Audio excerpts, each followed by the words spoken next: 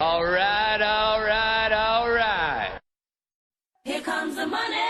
Here we go. Money talk. Here comes the money. Money, money, money, money. Dollar, dollar. Dollar.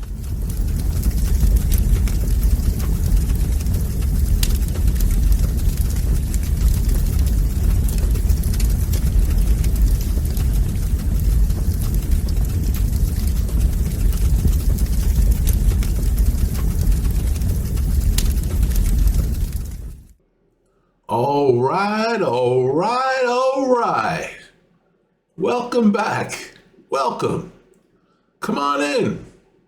Take a load off. Sit down. Stay a while. We'll go over some things, hopefully get some clarity on the situation, and then you can be on your way. And hopefully making some hay. So where are we starting? We'll start with MNQ, as usual, since it is the primary focus of this trader. And what do we got? We got a 5-day 30-minute up. I switched to 30 minutes from the 5-minute because I wanted to slow things down a little bit, take a little bit of a breath, because things are happening pretty fast and furious. And I find going out on time frame to a lower time frame helps kind of slow things down. So here we go. We got a 30-minute. We got the fibs up, we got the channel up, we got the 233 exponential moving average up, we have the anchor momentum, and we got price. We got MNQ price, and what has it been up to? Well, look on the front end. We had the big move to the upside here. More likely it was the shorts getting a little nervous, so they started covering. And once one starts, then the next starts, and then it's a whole race to get covered. Forcing price to shoot up into the sky. But it's only going up so far before what happens. What goes up must come down. And down it came. Now, there was a touchback situation with the crossover of the EMA, the 233, and also the 261.8 fib. So what did it do? First thing it did, came down to the 233 EMA, and then it came down to the 261.8 fib and bounced from there. And just in market action this evening, came down to a higher low, and off you go. So we shall see what we wake up till tomorrow morning, for those of you that don't stay up all night trading. And what else? The anchor momentum. You had the red line explode to the upside with price. Price and the red line are pretty closely tied together. And you had the green line going pretty crazy too. You know, for the slow line to be rising like this, you know it has to be a crazy move. And when you end up having just a little bit of divergence at the top. You had the top here. Then you had your higher low. Then you had a subsequent top higher up. Just a little bit, but that's enough to forecast the turnaround or reversal in price. And sure enough, a couple of candles later, that's what it did, started working its way back down. It was also outside the channel. And it can do that. It can push the channel around. It can basically increase the width of the channel. I mean, price can do a lot to the channel, but by and large, when it gets outside the channel is below it, in this particular case, it's going to be coming back down. And that's what it did.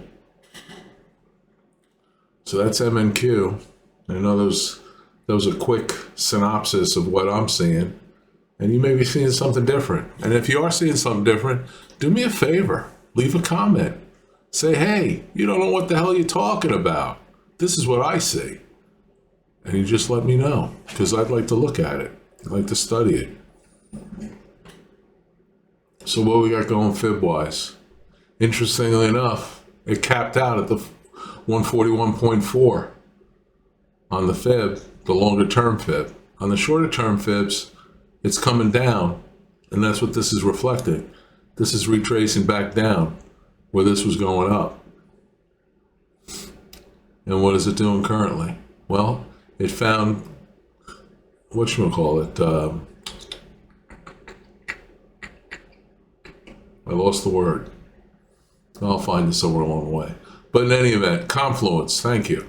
Confluence with the long-term 261.8 fib and the 886 fib on the short term. And sure enough, that's what price came down to. Be nice if you filled in there and took off. Make a couple of bucks. Good deal. But right now, it's generally weak. It does have the higher low going, but I'm looking at the anchor momentum, and the anchor momentum is staying underneath the zero line. With all the fluctuating that's going on, it's just showing the weakness right now. So that pretty much is what's going on with MNQ. Now, where's MNQ going? Well, the channel says it's going to the upside. Not gangbusters, but it's basically working its way to the upside. And that's a 5-day 30. We got to go a little further out to see what's going on a further chart. But that's the last 5 days, 30-minute intervals. And that's the story. So let's go up. Let's take a look-see at a daily chart, and we'll throw the year up there. And here we go with the year. Now, you got the lower channel way down here, and price is way above it. And by and large, except for the big move to the downside here, and another move to the downside here, coming closer, everything's flying up higher than the 233 MA. Until what?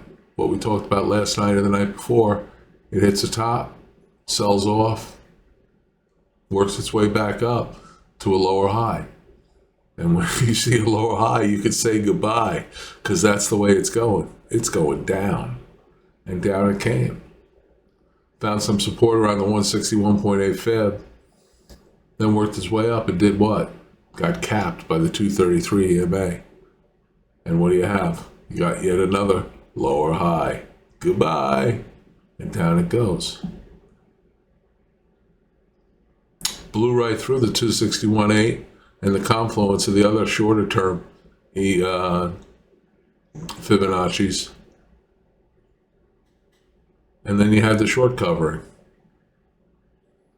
which is what I'm almost sure that's what this is, because yeah, a hell of a lot of money being made. And even if people are just taking some off the table, I don't think that's the case. I think they're getting a little nervous. So they decide to cover en masse. Another big event happened on the big move here. It was the bond market, I think, signaling to Mr. Trump, President Trump,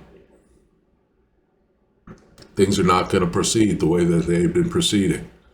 And when the bond vigilantes rise up, you better head for cover, because they're taking the markets back. They're not letting the markets get totally traumatized by some policies of whomever it may be, as good as the policies may be, according to that person. The bond vigilantes could think otherwise. And if they do, you got to get out of their way. So that's MNQ on a daily.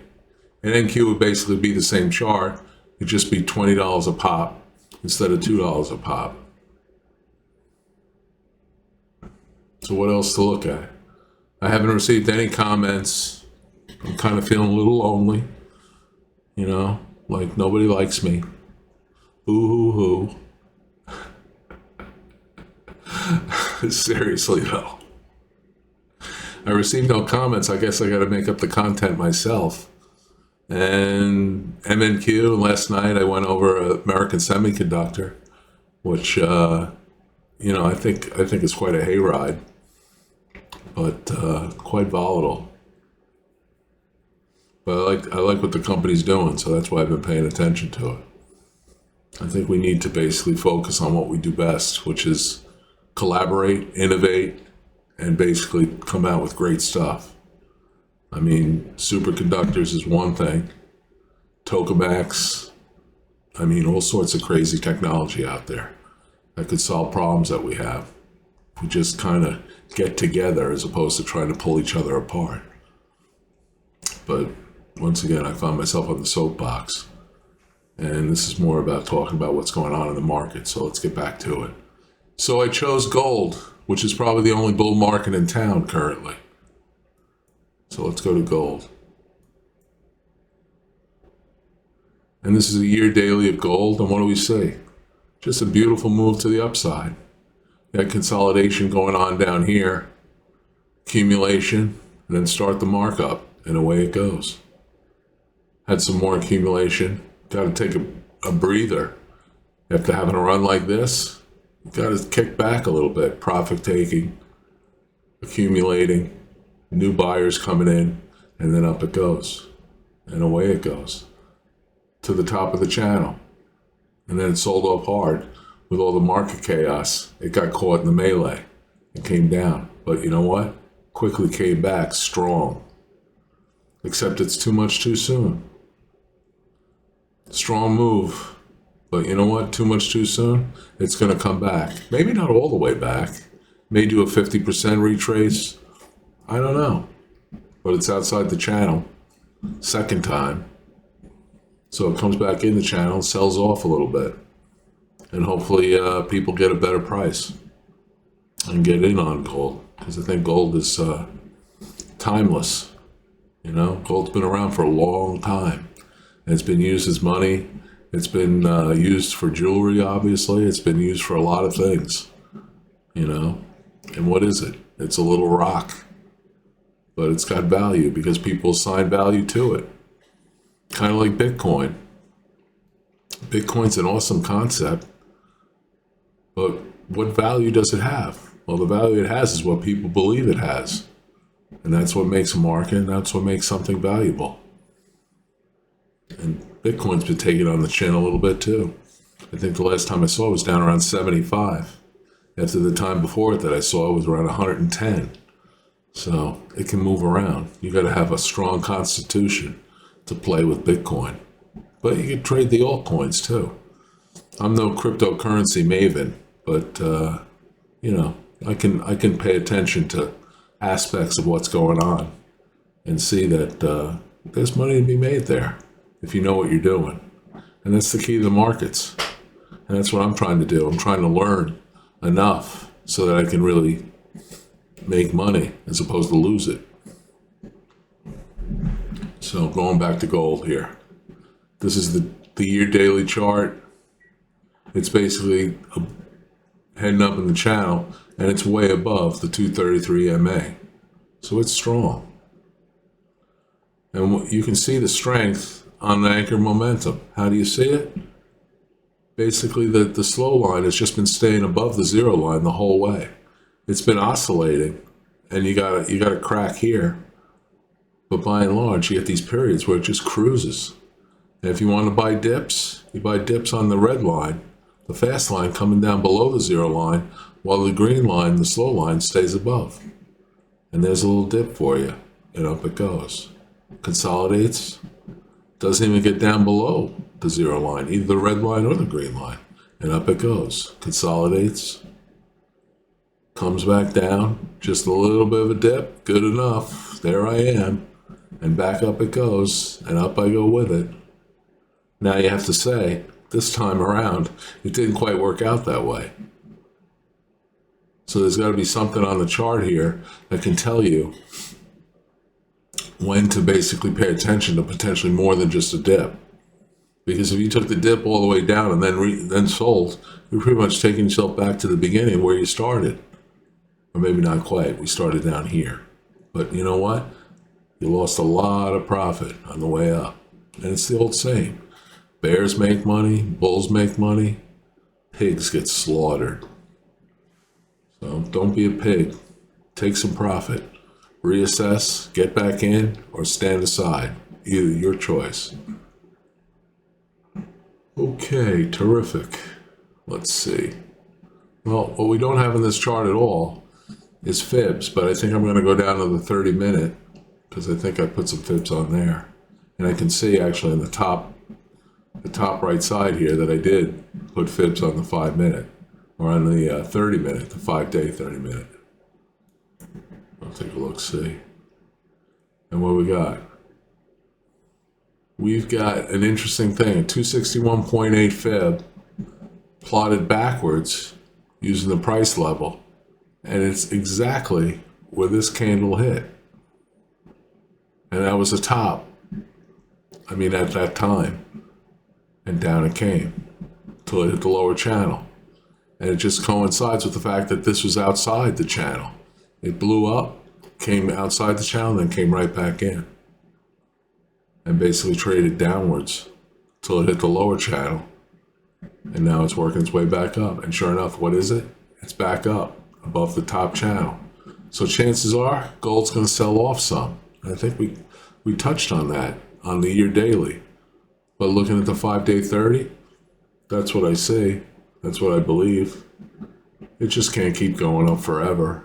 I mean, it could if people get super over irrational and just get really caught up in, you know, the crazy volatility that's been going on. It could keep going. But at some point, it's going to come back. It'll come back to a point, and there'll be a good buy point, and people get in, and it'll go higher from there. It's all a process. So what are we seeing on the 30 minute? Well, interestingly enough, you got the, after it touched, I mean, it didn't touch this line because I plotted this line off of the 261.8. You could argue the line was already there, but it wasn't something that you could see without that confluence. But you do see down here, it's all red. Basically, the slow line, the green line, is staying underneath the zero line. And you get what? You get a rip. That's exactly what this is. And I said that the other day. Forget about buy the dip. Focus on sell the rip. And that's exactly what this is. Rip into the upside and then collapsing. And that's exactly what happened over here. Rip to the upside and collapsed. And if you don't feel comfortable shorted, then don't. Just stand aside. You see a rip, you say, I'm out. Let it do what it has to do. Then I'll reassess and get back in. And reassess on what? Divergence. This came down to a lower low. This is a higher low. This is your low, and this is a higher low. And this is your low, and this is a lower low. So that's positive, bullish divergence. And it reacted as a result. It was just too much too soon again. The market jumped up big time. And then what it had to do, it had to settle down, consolidate, and then realize we got to go further down. And sure it did. Not that much from the low over here, but if you're up here buying in, expecting it to go higher, then all of a sudden the market turns around and drops. That's going to hurt. You got to put your stops in. You don't have stops, you're going to get hurt even more, because then you get frozen like deer in the headlights. So I have to be straight out honest. I haven't been great at putting stops in because I've been thinking I know where it's going to turn, and I don't know where it's going to turn. Nobody knows where it's going to turn. But I feel confident enough to say, oh, I know that I know when I have to get out. And invariably, that's not the case. So I end up losing, and I have to work hard to make money back. And it's not easy, because nobody's handing it to you. You got to work hard for it. I think a lot of people think they're going to get into trading and make a lot of money. And I think I talked the other night about the fact that I was one of those people too. And I got my butt handed to me. Lost 75% of what I had. And it's not easy to take the remaining 25% and get back to where you need to be. Not to mention the amount of time that it takes to rebuild that amount of money. So it's a process like everything else. That's why I'm reading that book. I'll recommend it again for those of you who didn't necessarily see it I left it in the comments on one of the one of the videos, one of the YouTube videos in the comment area. The Mental Game of Trading by Jared Tendler.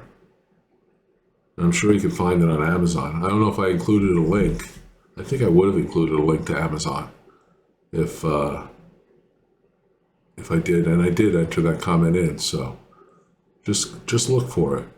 But you can just take the title, The Mental Game of Trading. A system for solving problems with greed, fear, anger, confidence, and discipline. That pretty much covers it in a nut.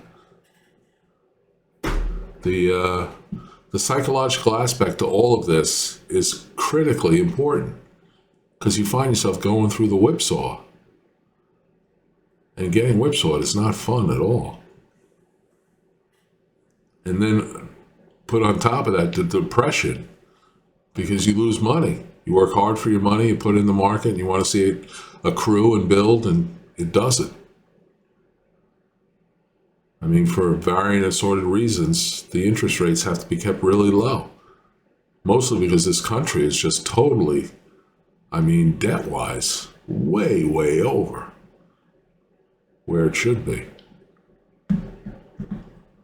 $35 trillion. That's going to take a lot of work by a lot of people to turn that around.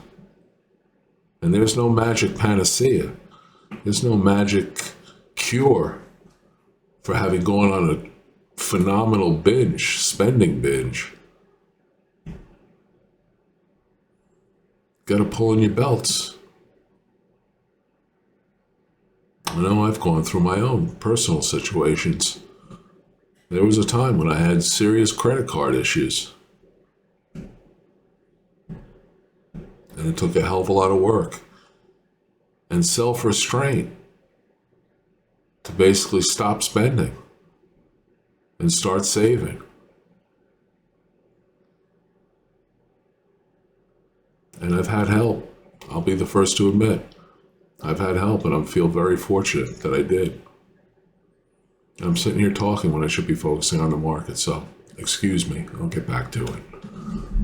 So we're on a 5-day 30 of gold, and we got this price level extending backwards from the 261.8. So what do? We go out to a year daily again, because we didn't look at a year daily of gold, I believe. Just looked at the 30-minute. So let's go to year daily. And what is it showing? The channel is even more to the upside. And we did look at a year daily. I'm sorry. I'm back to it. But this is the price level extending backwards. So there's no confluence here in terms of price level. This market's just been moving up. You'd say, oh man, if I put my money in down here and I was up here now, boy, that would be great. So on and so forth. Yeah. But the hard part is getting in, because you feel like, well, I won't say you, I'll say me. I feel like I'm going to lose. I'm going to get in the wrong spot and have my shirt taken out, my head handed to me. So it's that mental game of trading once again. Mentally, you have to be confident and say, you know what, this is a good place to get in, so I'm getting in here. And then use a stop. You got to use a stop. And once again, I'm talking to myself. As much as I'm talking to the microphone right now, I'm talking to you. I'm talking to me and saying, I got to use a stop. If it goes against me, take the loss. But you know what? The loss is going to be a hell of a lot smaller when you use a stop. Even when they run the stops, even when they're going for liquidity, even when all the stuff goes on, you're going to take a lot less of a loss than if you just hold on tight and go down with the ship. So this is gold, 1 year. Now let's just go further out. We did the history of the Dow. We'll see how far out we can go with gold and see what gold's been up to. We'll go 10 years monthly and see what. It's been doing nothing but going up. Does it consolidate? Of course it is. Long period of time where it's just chugging along here sideways, absorbing the move to the upside. I mean, that was a substantial move to the upside. And then it's chugging sideways, and now it's taking another run. And even on the monthly chart, it's at the top of the upper channel. And yes, it can push the upper channel, can turn it, it can do lots of things to it. In fact, what I got to do is I got to correct the log chart here because it skews the channel. Let me see. There we go. Didn't really change much, but it just tails off on the downside when you have the log chart going. But the other thing you notice, look at where the 233 is. Way down here. And gold is way up here. So in a lot of ways, even though it's the only bullish game in town, it's primed, or it's priming itself for a fall. That's what I think. This is too much too soon. I mean, on a monthly chart, and there's structure here, so I shouldn't totally say that it's out of the realm of possibilities that goes higher. But it's kind of like the tulip market from like, what was it, the 1600s, I think, in the Netherlands, when they got absolutely nuts about tulips and created a market that just blew out. I mean, everything else just became a total obsession over tulips. And tulip's a nice flower, but I don't see why you get so crazy about it. But that's what happens. People get irrational. It could be totally crazy.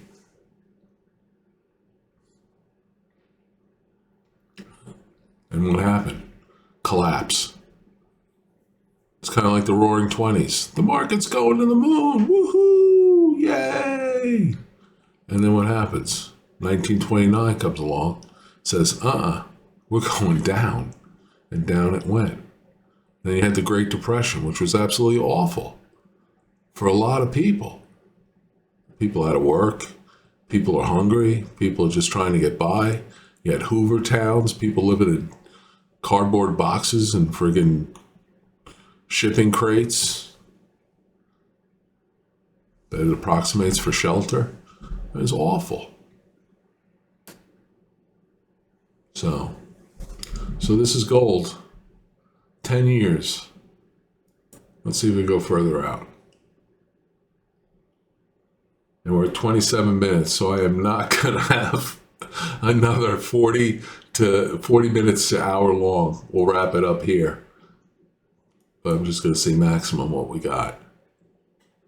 And we're going back to 1975 on a yearly candle.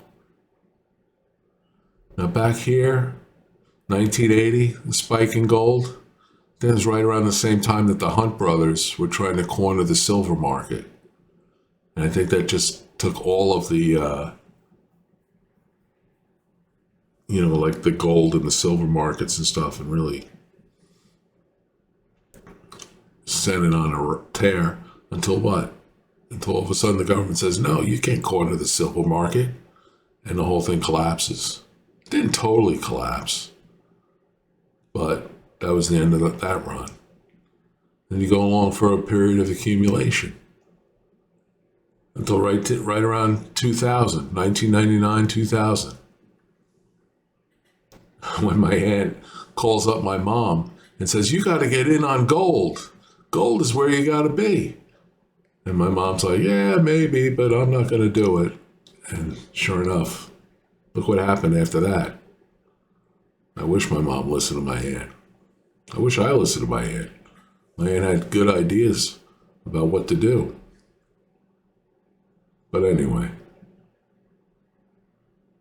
So we got another run. And this is consolidation in certain ways. And another run after that. So then you look for a measured move. From here to here. Then you got consolidation, profit taking, basic price coming down to find a level. And what if we go way back to the top of the market over here? Draw another price level.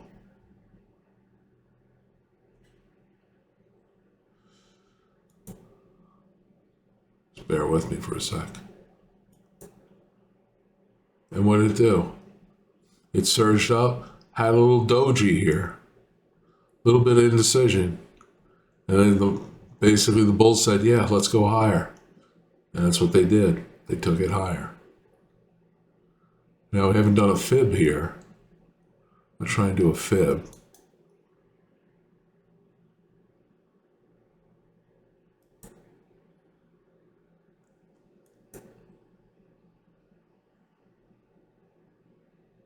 I'm just approximating here.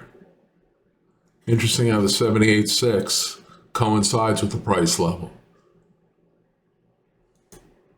So if we go in and edit the properties, then we just get rid of the lower stuff. Not that it isn't pertinent, but on this particular exercise, we'll leave the 78.6. Like the 127.2, the 14.4, the 141.4, I'm sorry, 161.8, and the 261.8. And we can still go higher. So maybe we go to a 423.6.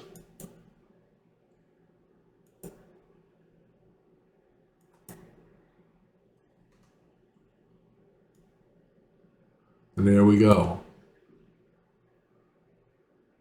That's what it's aiming for. If you ask me, $3,500, 3523.1 to be exact. That would take it well out of the channel, and back it comes. It hasn't hit the bottom channel yet. That's a long way down. I don't see gold collapsing like that. I think that gold is gold. But I do see the 233 being way below. So I think it's just like here, it got way above, came back somewhat. It just shows you how strong it is. And interestingly enough, on the anchor momentum, the red line going up to a peak here, that's the strength. That's the strength of the run. Because then the next one, you get a run up, and the sellers start coming back in, and taking it back down. But it's strong enough that it jumps up again to a lower high.